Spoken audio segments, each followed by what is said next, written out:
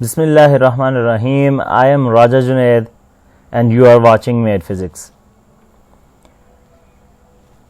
MCQ के हवाले से जो ईटा और नस्ट के MCQ हैं उस पर मैं ऑलरेडी एक वीडियो बना चुका था और मैंने आप लोगों से ये कहा था कि अगर उस वीडियो के ऊपर रिस्पांस मुझे अच्छा आया या आप लोगों ने कमेंट सेक्शन में मुझे बताया कि और MCQs बनाएं तो इंशाल्लाह मैं इस सीरीज़ को कंटिन्यू रखूँगा।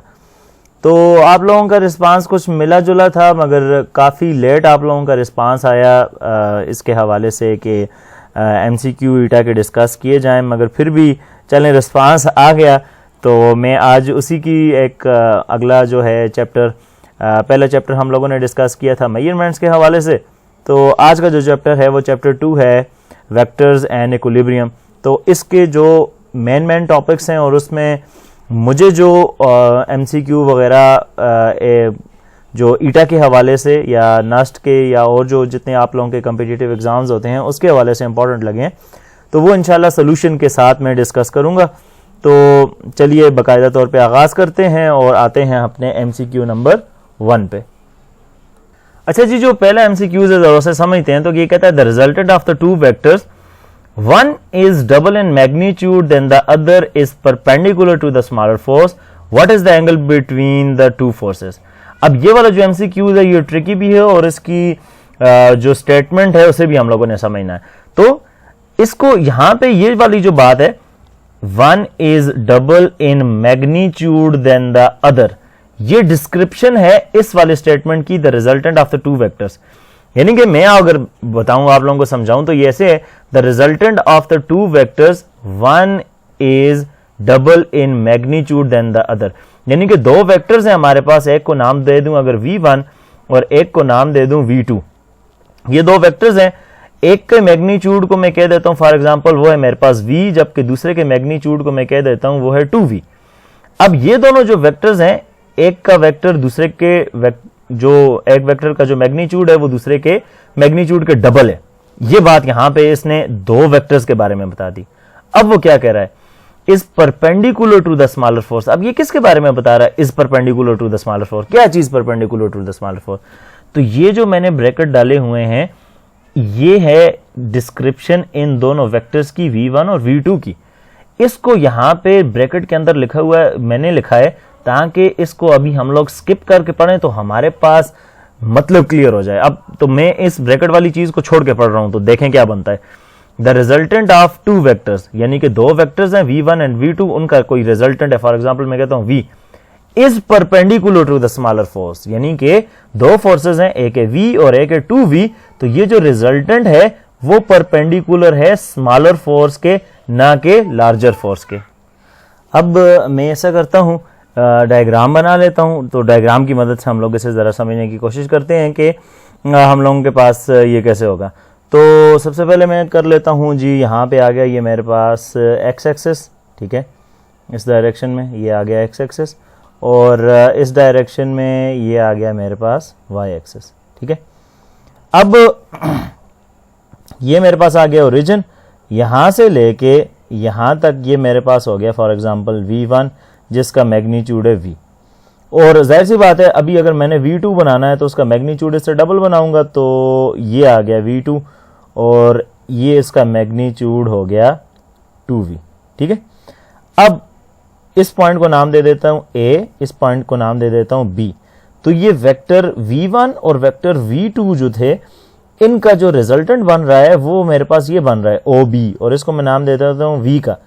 असल में वो ये कह रहा है कि दो वेक्टर्स हैं, एक है V1 एक है V2, और उनका जो रिजल्टेंट है वो अगर V है तो वो जो छोटा वेक्टर है उसके परपेंडिकुलर है, यानी कि यहां पे 90 डिग्री बन रहा है। देखें दो वेक्टर है ना, एक 2V है एक V है, तो V छोटा है जबकि 2V बड़ा है, तो V के ऊपर वो 90 का एंगल बना रहा है इनका रिजल्टेंट। तो अब सिंपल सी बात है, ये सिर्फ एक स्टेटमेंट समझने की बात थी, वो मैंने आप लोगों को समझा दी।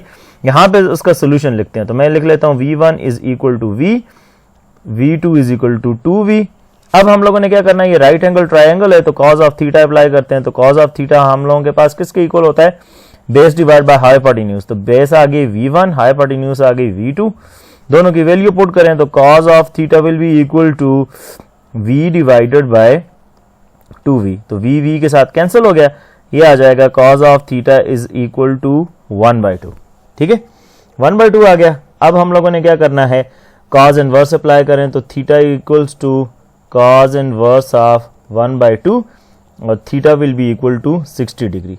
अब ये जो एंगल बन रहा है वो यहां पे बन रहा है 60 डिग्री, जबकि हम जब वेक्टर्स के दरमियान में डायरेक्शन मालूम करते हैं तो आप लोगों के पास एक वेक्टर इस डायरेक्शन में है, जबकि दूसरा वेक्टर जो है वो आप लोगों के पास इस डायरेक्शन में है। ठीक है, तो यहां से अगर इसे मैं ऐसे ऐसे प्रोसीड करता हूं तो यहां पे मेरे पास बन रहा है 60 डिग्री, जबकि मुझे ये वाला एंगल चाहिए।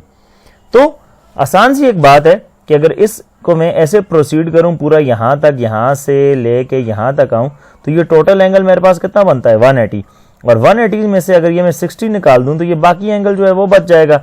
तो लिहाजा मैंने ये वाला एंगल मालूम करना है फाई, जो कि इन वेक्टर्स के दरमियान, तो फाई मेरे पास इक्वल हो जाएगा 180 माइनस 60 डिग्री, तो phi will be equal to 120 degree, और यही हमारा आंसर है। चलते हैं जी एमसीक्यू नंबर 2 की तरफ। अच्छा जी, जो सेकंड एमसीक्यू है वो कह रहा है कि x component of the vector is equal to y component, then the angle made by the resultant is. कह रहा है कि अगर कोई फोर्स है तो मैं उसका कंपोनेंट्स बना लेता हूँ। पहले ये आ गया हमारे पास x एक्सिस, ये आ गया y एक्सिस, ठीक है, और ये इस तरह कोई मेरे पास फोर्स है F, ठीक है, तो उसके ये कोई दो कंपोनेंट्स बन रहे हैं। इस तरह ये आ गया, तो ये आ गया इधर Fx और ये आ गया Fy कंपोनेंट, ठीक है, तो दो कंपोनेंट्स बन गए। अब वो कह रहा है कि अगर हमारे पास सिचुएशन ये है कि Fx जो है वो इक्वल है Fy के, तो वो ये कह रहा है कि ये जो F फोर्स है ये वाली, ये जो एंगल बना रही है x एक्सिस के साथ यानी कि थीटा, वो मालूम करो कि थीटा आप लोगों के पास कितना है। सिंपल सी बात है। अब ये देखें, ये राइट एंगल ट्राइंगल है, तो ये हमारे पास रही बेस और ये हमारे पास रही परपेंडिकुलर, तो हम लोगों ने इन दोनों को यूज करना है। तो वो हम लोग रेशो अगर देखें तो वो आती है हमारे पास tan ऑफ थीटा, जो कि इक्वल होती है परपेंडिकुलर डिवाइड बाय हाइपोटेन्यूज। तो परपेंडिकुलर इस केस में हमारे पास है Fy और बेस जो है वो हमारे पास है Fx। अब tan को इधर लेके आए तो ये हो जाएगा theta is equal to tan inverse of Fy divided by Fx। अब ऑलरेडी हम लोगों ने पहले ये कह चुके हैं कि Fx और Fy एक दूसरे के बराबर हैं, तो लिहाजा आपकी मर्जी Fx की जगह पे Fy या Fy की जगह पे Fx आप पुट करते हैं। तो मैं ऐसे करता हूँ, Fy की जगह पे Fx पुट कर लेता हूँ, तो ये पुट कर लिया, तो ये Fx के साथ कैंसिल हो गया, तो ये आ गया theta is equal to tan inverse of, तो यहाँ पे रह जाएगा 1, और जब आप tan इनवर्स लेंगे तो यहाँ पे थीटा आ जाएगा tan इनवर्स 1 जो है वो इक्वल हो जाएगा 45 डिग्री के। यानी कि यहाँ पे ये जो एंगल बना रहा है ये फोर्स F, ये जैसे मैं शेड कर रहा हूँ, ये आप लोगों के पास कितना है 45 डिग्री। और ये सिर्फ हर एक केस के लिए, हर एक वो केस जिसके अंदर आप लोगों के पास Fx और Fy आपस में बराबर हों, तो उस टाइम पे वहाँ पे जो एंगल जो बना रहा होता है रिजल्टेंट, वो हमेशा आप लोगों के पास 45 डिग्री होता है। तो चलते हैं नेक्स्ट MCQ की तरफ। अच्छा जी, अब जो नेक्स्ट MCQs है वो उसमें कह रहा था magnitude of the horizontal component of force 10 Newton is 6 Newton. यानी कि यहाँ पे क्या मतलब है कि वो कह रहा है कि the magnitude of the horizontal component of a force, एक फोर्स है जिसके हॉरिजॉन्टल कंपोनेंट जो है वो आप लोगों के पास कितना है 6 न्यूटन, और वो जो फोर्स है वो कितनी है 10 न्यूटन। यानी कि वो यहाँ पे ये सारे जो स्टेटमेंट्स है ना, ये थोड़ी बहुत कंफ्यूजिंग है। तो कह रहा है the magnitude of the horizontal component of a force 10 Newton is 6 Newton. तो अब ये यहाँ पे बच्चे अक्सर कंफ्यूज हो जाते हैं कि 10 न्यूटन इज 6 न्यूटन का क्या मतलब है। यानी कि एक फोर्स है, मैं उसे नाम दे देता हूँ F, उसका मैग्नीट्यूड है 10 न्यूटन, ठीक है, जबकि उसका जो हॉरिजॉन्टल कंपोनेंट है Fx, उसका मैग्नीट्यूड है 6 न्यूटन। तो वो कह रहा है the magnitude of its vertical component is. तो सिंपल सी बात है, वो कह रहा है कि मैग्नीट्यूड जो है वो वर्टिकल कंपोनेंट का वो हम लोगों ने निकालना है। तो कैसे निकालेंगे, डायग्राम बना लेता हूँ जल्दी से, तो आप लोगों के लिए ताकि समझना आसान हो जाए। ये आ गया x कंपोनेंट, अगेन ये आ गया y कंपोनेंट, ठीक है, ये आ गई मेरे पास फोर्स, ठीक है, F is equal to 10 newton, ठीक है, यहाँ से ऐसे ड्रॉ किया तो ठीक है, बल्कि इसकी डायरेक्शन ऊपर की तरफ कर लेते हैं ऐसे, ठीक है। ये हो गया F X is equal to 10 newton और ये हो गया एफ वाई, और ये हम लोगों ने मालूम करना है। अब ये देखें ये राइट एंगल ट्रायंगल बन रहा है, राइट एंगल ट्रायंगल बन रहा है तो उसका मतलब है हम लोगों ने कौन सा पाइथागोरस थ्योरम अप्लाई करना है, तो वो हम लोगों के पास इक्वल हो जाएगा F is equal to square root F X whole square plus F Y whole square. ठीक है, तो अब दोनों तरफ स्क्वायर कर लेते हैं, तो ये हो जाएगा F square is equal to square root F x का whole square plus F Y whole square का क्या हो जाएगा स्क्वायर, तो ये एक दूसरे के साथ क्या हो जाएंगे cancel. F square is equal to F X square plus F Y square. ठीक है, अब वैल्यूज पुट कर लेते हैं। जब वैल्यूज पुट करेंगे तो एफ की वैल्यू क्या है हम लोगों के पास 10 है, तो ये हो जाएगा 10 न्यूटन का स्क्वायर, और एफ एक्स की क्या वैल्यू है जी वो है 6, तो ये हो जाएगा 6 का स्क्वायर, और इधर मेरे पास रह जाएगा एफ वाई का स्क्वायर। अब 10 10 आर कितना होता है 100 न्यूटन, और ये हो जाएगा 6 6 are 36 newton plus F Y whole square. अब इसे इधर लेके आए तो 100 minus 36 newton equals to F Y square. अब 100 में से 36 माइनस करें तो आप लोगों के पास रह जाएगा 64 न्यूटन, और ये एफ वाई स्क्वायर, बल्कि जब स्क्वायर होगा तो ये न्यूटन के ऊपर भी आप लोगों के पास स्क्वायर आ जाएगा। ठीक है, ऐसे अब हमें एफ वाई स्क्वायर तो नहीं चाहिए, तो लिहाजा इधर भी हम लोग स्क्वायर रूट अप्लाई कर लेंगे, इधर भी स्क्वायर रूट अप्लाई करेंगे, तो ये इसके साथ कैंसिल हो जाएगा, तो एफ वाई आ जाएगा। तो अब 8 8 आर 64 होता है, तो ये 8 न्यूटन फोर्स आ जाएगी। तो इसका मतलब ये है कि एक्स कंपोनेंट जब आप लोगों के पास 6 है तो वाई कंपोनेंट आप लोगों के पास 8 न्यूटन आएगा। जब आप लोगों के पास उसका रिजल्टेंट जो है वो 10 आ रहा है, तो आप लोगों के पास यहाँ पे आंसर है एफ वाई का, वो कितना है 8 न्यूटन। नेक्स्ट एमसीक्यू पे चलते हैं जी। अच्छा जी, यहाँ पे जो फोर्थ एमसीक्यू है वो कह रहा है कि A dot B equals to 1 है, A is equal to 2, B is equal to 1, the angle between them is. तो कोई दो वेक्टर हैं, एक ए है एक बी है, तो उनका जो डॉट प्रोडक्ट है वो आप लोगों के पास 1 आ रहा है, जबकि ए जो है वो उसका मैग्नीट्यूड है 2 और बी जो है उसका मैग्नीट्यूड है 1, the angle between them is. तो ए और बी के दरमियान में वो पूछ रहा है कि एंगल कितना है। तो सिंपल सी बात है, हम लोग पहले इसकी इक्वेशन लिख लेते हैं। ए डॉट बी जो है वो आप लोगों के पास इक्वल होता है A B cos of theta के। ठीक है, तो अब ये वाली इक्वेशन ऑलरेडी मौजूद है, तो ए डॉट बी भी मौजूद है, ए भी मौजूद है, बी भी मौजूद है, वैल्यूज पुट कर लेते हैं। तो ए की जगह पे आ जाएगा, ए डॉट बी की जगह पे आ जाएगा 1, तो मैंने पुट कर लिया। ए की जगह पे आ जाएगा 2, और ये मल्टीप्लाई हो जाएगा बी की जगह पे 1, और यहाँ पे आ जाएगा कॉज ऑफ थीटा। 2 1 जार क्या आ जाएगा 2, तो ये आ जाएगा 2 कॉज ऑफ थीटा। हम लोगों ने थीटा मालूम करना है, तो 2 को यहाँ नीचे डिवाइड कर लेंगे। 2 को यहाँ नीचे डिवाइड कर लें तो ये आ जाएगा 1/2 is equal to cos of theta, या ऐसे अगर शफल करके लिखें तो cos of theta is equal to 1/2। अब कॉज इनवर्स अप्लाई करें तो theta equals to cos inverse of 1/2, और कॉज इनवर्स ऑफ 1/2 जब आप मालूम करेंगे तो आप लोगों के पास आंसर आएगा 60 डिग्री। इसका मतलब है ए और बी के दरमियान में हमारे पास जो थीटा है, जो एंगल है, वो कितना आ रहा है जी, वो आ रहा है 60 डिग्री। चलते हैं नेक्स्ट एमसीक्यू पे। अच्छा जी, फिफ्थ एमसीक्यू में कह रहा है कि 2 concurrent forces having maximum resultant of 45 Newton and minimum resultant of 5 Newton.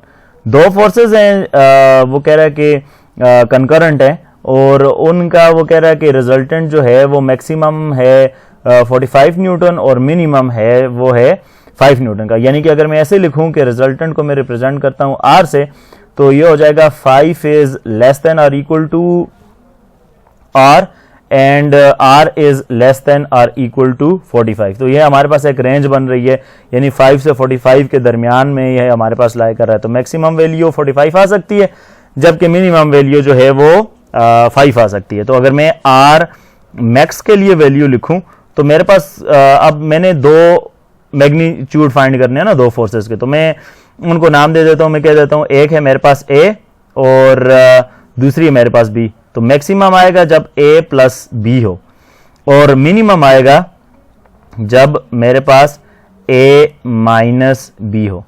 अब जब ए प्लस बी होगा तो मेरे पास आएगा 45, और जब ए माइनस बी होगा तो मेरे पास आएगा 5। तो ये आ गई इक्वेशन नंबर 1, जबकि ये आ गई इक्वेशन नंबर 2। ठीक है, अब जब ये दोनों इक्वेशन आ गई तो मैं इसे लिखता हूं a plus B is equal to 45, a minus B is equal to 5। अब इन दोनों इक्वेशनों को मैं ऐड कर दूं आपस में, तो ऐड कर दूं तो ये एज इट इज ऐड हो जाएंगी। ये प्लस है ये माइनस है, ये आपस में कैंसिल हो जाएगा। a प्लस a कितना आ जाएगा 2a एंड 45 प्लस 5 कितना हो जाएगा 50। तो इधर भी 2 से डिवाइड कर दूं, इधर भी 2 से डिवाइड कर दूं, तो ये इसके साथ कैंसिल एंड 2 25 आर 50। तो a की वैल्यू आ गई मेरे पास कितनी 25। अब इस a की वैल्यू को उठा के मैंने पुट करना है वापस उसी इक्वेशन में, जो इक्वेशन 1 है या इक्वेशन 2 है, इनमें से किसी एक में। तो चले 1 में पुट कर लेते हैं। तो 1 में अगर पुट करें तो 1 इक्वेशन क्या है, a plus B is equal to 45। तो a की जगह पे 25 पुट करते हैं, 25 प्लस बी इक्वल्स टू 45 और 25 को इधर लेके आए तो b is equal to 45 minus 25।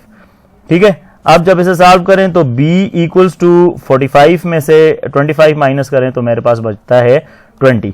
तो इसका मतलब है एक फोर्स जो है वो मेरे पास है 25 न्यूटन और दूसरी फोर्स है वो है मेरे पास 20 न्यूटन। जरा वेरीफाई भी कर लेते हैं क्या हमारे पास कुछ ऐसा ही हो रहा है या नहीं।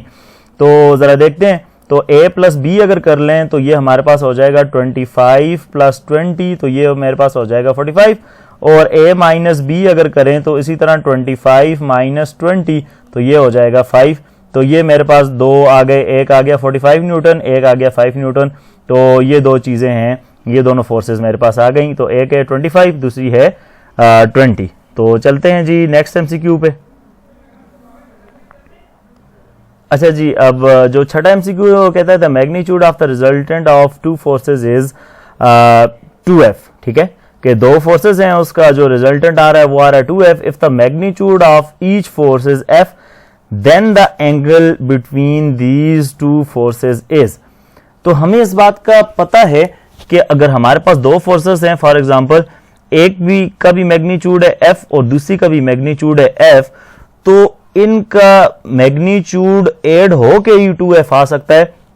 बाकी वो ट्रायंगल बन के या कंपोनेंट्स बन के तो कभी भी हमारे पास रिजल्टेंट इसका नहीं आ सकता। तो हमारे पास सिर्फ ये सिचुएशन हो सकती है कि f plus f is equal to 2f, यानी कि अगर मेरे पास एक फोर्स है इस डायरेक्शन में और वो है f, और इसी ही डायरेक्शन में मेरे पास दूसरी फोर्स है सेम मैग्नीट्यूड की f, तो ये मेरे पास इक्वल हो जाएगी, यानी कि इतने मैग्नीट्यूड के, और ये मेरे पास हो जाएगी किसके बराबर 2f के।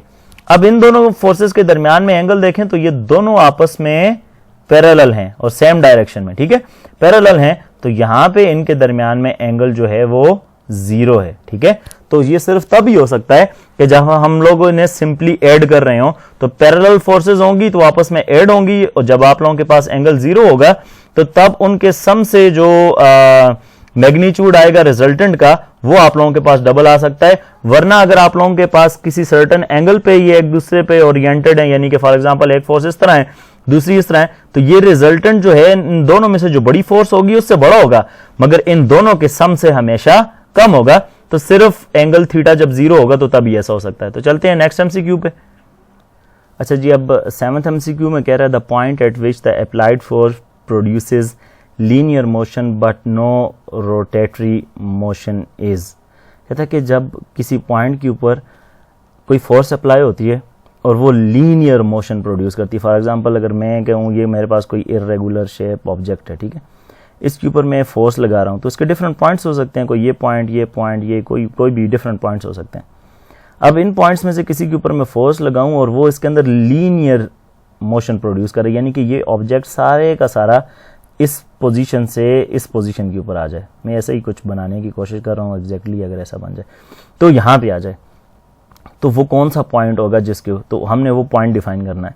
तो वो पॉइंट आप लोगों के पास होता है सेंटर ऑफ ग्रेविटी।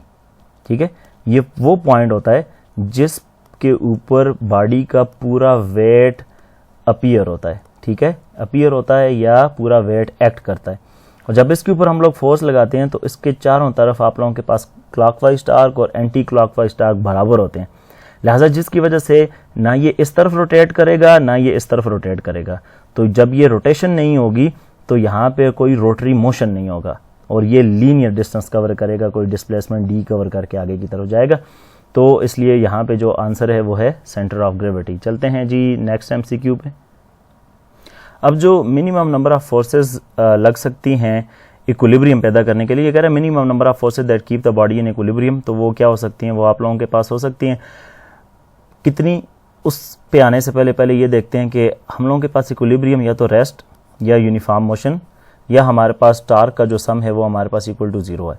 मेरे पास ये एक बॉडी है, ठीक है, इस पे राइट वर्ड जो फोर्स अगर लग रही है वो है 1 न्यूटन, और इधर से लेफ्ट वर्ड जो फोर्स लग रही है वो भी मेरे पास 1 न्यूटन है। तो ये बॉडी किस में रहेगी, रेस्ट में। और यहाँ पे नंबर ऑफ फोर्सेज जो लग रही हैं वो कितनी है, 2। इससे ज़्यादा भी लग सकती हैं, मगर जो सबसे कम फोर्सेज यहाँ पे लग रही हैं वो हैं 2। इसी तरह एक पैराट्रूपर है, ठीक है, और उसने पैराशूट पहना हुआ है, ठीक है, और उसने पैराशूट पहन के जंप कर दिया है जहाज़ से, ठीक है, ठीक है। तो इसका वेट किधर एक्ट करेगा, डाउनवर्ड, जबकि इस पे अप थ्रस्ट फोर्स लगेगी ऊपर की तरफ, तो यानी कि इसका वेट डाउनवर्ड है और अप थ्रस्ट फोर्स अपवर्ड है। तो mg नीचे की तरफ है और अप थ्रस्ट फोर्स ऊपर की तरफ है, ये दोनों आपस में बराबर हैं। तो लिहाजा यहाँ पे यूनिफॉर्म मोशन है, यानी कि यहाँ पे किसी किस्म की कोई एक्सेलरेशन नहीं है, कोई एक्सेलरेशन नहीं है, तो मतलब कि इक्विलिब्रियम में। इसी तरह मेरे पास एक पिवट पॉइंट है, फॉर एग्जांपल एक सीसा है, और इसके इस तरफ मैंने एक वेट रखा हुआ है वो है 20 न्यूटन का, और इस तरफ भी सेम डिस्टेंस पे यहाँ से ये r है और ये भी r है, और यहाँ पे भी मैंने रखा हुआ है 20 न्यूटन का, ठीक है। अब अगर ये इधर भी 20 न्यूटन है, इधर भी 20, तो यहाँ से इस तरफ जो टार्क लग रहा है और इस तरफ जो टार्क लग रहा है, ये दोनों एक दूसरे को क्या कर देंगे, कैंसिल। जब कैंसिल करेंगे तो यहाँ पे कोई किसी किस्म की रोटेशन प्रोड्यूस नहीं होगी। तो मतलब ये कि ये रेस्ट पे भी है और साथ में रोटेशन भी कोई नहीं है। तो सारे केसेस में देखें तो यहाँ पे एक फोर्स दूसरी फोर्स, एक फोर्स दूसरी फोर्स, और यहाँ पे भी। तो मिनिमम नंबर ऑफ जो फोर्सेज हैं वो हम लोगों के पास कितनी होंगी, 2, और उससे ज़्यादा भी हो सकती है, मगर मिनिमम जो हैं वो आप लोगों के पास कितनी फोर्सेज होंगी, 2। चलते हैं नेक्स्ट MCQ पे। अच्छा जी, जो 9th MCQ है उसमें कह रहा है what is the angle that a vector A is equal to 2i plus under root 12j makes with y axis. यानी कि हमारे पास एक वेक्टर है जो x यानी कि i जो है वो हम लोगों के पास रिप्रेजेंट कर रहा है x एक्सेस के लिए, यूनिट वेक्टर है, और j जो है वो रिप्रेजेंट कर रहा है y एक्सेस के लिए यूनिट वेक्टर, और इनके मैग्नीट्यूड्स जो हैं वो रिस्पेक्टिवली हम लोगों के पास 2 और साथ में अंडर रूट 12 हैं, ठीक है। अब वो हम लोगों को ये कह रहा है कि अगर एक वेक्टर है जो कि x डायरेक्शन में जो है वो 2 है और y डायरेक्शन में अंडर रूट 12 है, तो ये कह रहा है कि ये y के साथ कितना एंगल बनाएगा। तो हम लोगों ने ये चीज़ कैलकुलेट करनी है, तो देखते हैं उसे हम लोगों ने कैसे कैलकुलेट करना है जी। अच्छा जी, जो लास्ट अब हम लोग क्या कर सकते हैं, अब हम लोग इसको ऐसे सॉल्व कर सकते हैं कि अगर मैं लिखूं tan theta is equal to, तो y डिवाइड बाई x होता है, तो ये हो जाएगा स्क्वायर रूट 12 डिवाइडेड बाई 2। अब स्क्वायर रूट 12 को मैं लिख सकता हूँ 4 मल्टीप्लाई बाई 3, और ये दोनों अप्लाई हो जाएंगे स्क्वायर रूट 4 के ऊपर भी और स्क्वायर रूट 3 के अंदर भी। 2 2s are 4 होता है, तो ये 2 स्क्वायर रूट 3 आ जाएगा। तो मैं इसको ऐसे लिख सकता हूँ, ये हो जाएगा 2 स्क्वायर रूट 3 डिवाइडेड बाई 2, ये इसके साथ कैंसिल हो गया। तो नेक्स्ट जो है वो मेरे पास आ गया tan theta is equal to square root 3। अब इसको उधर लेके जाऊंगा, theta is equal to tan inverse square root 3, theta is equal to, तो अब ये चीज़ आ गई। अब आप जब थीटा मालूम करेंगे स्क्वायर रूट 3 के लिए, तो स्क्वायर रूट 3 के लिए आप लोगों के पास जो है वो रिज़ल्ट आ जाएगा यहाँ पे 60 डिग्री, और ये 60 डिग्री होगा विद x एक्सेस, ठीक है। अगर ये x एक्सेस के साथ है तो आप लोगों के पास कुछ ऐसे बन जाएगा। अगर मैं आप लोगों को शो करना चाहूँ ना, तो ये कुछ ऐसे हो जाएगा, ठीक है। यानी कि ये जो वेक्टर है ना, ये आप लोगों के पास कुछ इस डायरेक्शन में होगा, ठीक है। यहाँ पे एंगल बन रहा होगा इसका 60, मगर ये किसके साथ बन रहा है, x एक्सेस के साथ। तो ये टोटल एंगल कितना है आप लोगों के पास, ये 90 है ना, तो 90 में से 60 माइनस करें तो आप लोगों के पास कितना बचता है, 30, और वो 30 एंगल यहाँ पे बन रहा है किसके साथ, y एक्सेस के साथ। तो हमारा आंसर वो उसने पूछा है कि y एक्सेस के साथ कितना एंगल बनाएगा, तो हम लोग क्या कहेंगे, हम लोग कहेंगे कि y एक्सेस के साथ वो जो एंगल बना रहा है थीटा, वो आप लोगों के पास है 30 डिग्री। तो आज की वीडियो यहीं तक। अगर वीडियो पसंद आए तो चैनल को वीडियो को लाइक कर दें, चैनल को सब्सक्राइब कर दें और वीडियो को शेयर भी करें। इंशाल्लाह मिलेंगे नेक्स्ट वीडियो में इसी तरह के MCQs के साथ। तब तक के लिए अल्लाह हाफ़िज़।